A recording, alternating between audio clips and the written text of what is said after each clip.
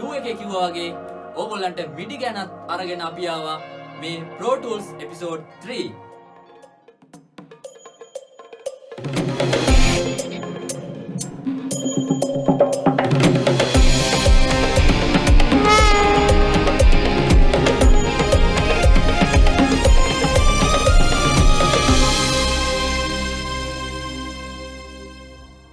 අපි Pro Tools පළවෙනි video එකේ කිව්වා වගේම මේ වීඩියෝ මුල ඉඳලා අවසන් වෙනකම්ම නරඹන්න කියලා අපි ඕගොල්ලන්ගෙන් නැවතත් ඉල්ලනවා. මොකද මේ වීඩියෝ තනින් තන බලලා නම් තේරුමක් වෙන එකක් නැහැ. මෙවැනි වීඩියෝ නැරඹීමට ඒ වගේම Pro Tools ගැන ඉදිරියට ඉගෙන ගැනීමට අප හා සම්බන්ධ වෙන්න.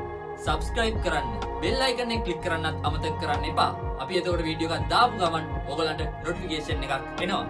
හරි අපි දැන් බලමු Pro Tools වල MIDI කියන දේ ගැන කරුණු ටිකක්. Pro Tools වල තියෙන built-in sequencing technology එක භාවිතා කරමින් audio record කරනවා වගේම පරිසරයක MIDI record කරන්නත් edit කරන්නත් ඕගොල්ලන්ට හැකියාව තියෙනවා. MIDI recordings ඒවායේ counterparts වලට වඩා වෙනස් වෙන්නේ ඒවා sound samples වලට වඩා performance event data capture කරගන්න නිසායි. ඔයගොල්ලන්ට MIDI keyboard එකක් හරි මොකක් හෝ වෙනත් MIDI device එකක් පාවිච්චි කරලා MIDI හෝ USB interface එකක් හරහා මේ MIDI signals record කරගන්න පුළුවන්. ඒ වගේම මේ record කරගත්ත MIDI data Pro Tools වල තියෙන intuitive graphical display එක භාවිතයෙන් edit කරගන්නත් පුළුවන්. detailed MIDI editing සඳහා එක track එකක් හෝ multiple tracks අඩංගු platform එකක් අපිට ලබා දෙනවා Pro Tools වල තියෙන MIDI editor windows වලින්. එක Pro Tools session එකක audio tracks වලට අමතරව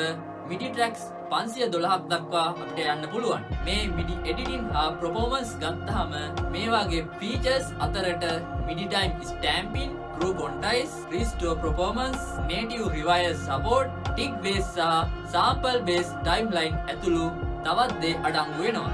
එයා creative collection වල කොටසක් විදියට virtual instrument plugins Pro Tools වල ඇතුළත් වෙලා තියෙනවා. හරි මෙන්න මේ ටික තමයි Pro Tools වල MIDI පැත්ත ගැන අපිට සරලව කතා කරන්න තියෙන්නේ. මේ වීඩියෝ එක ගැන ඔයගොල්ලන්ට කියන්න තියෙන අදහස් පල්ලෙහා තියෙන comment section එකෙන් දාගෙන යන්න කියලා ඉල්ලන ගමන් ඔයගොල්ලන්ට ඉස්සරහට අවශ්‍ය වෙන්නේ මොනවද කියන එකත් comment section එකෙන් comment එකක් දාන්න. ඊළඟ Pro Tools වීඩියෝ එකෙන් ඉතා ඉක්මනින් හමු වීමේ බලාපොරොත්තු වෙමින් අදට අපි ඔබෙන් සමුගන්නවා. ස්තුතියි සුබ දවසක්.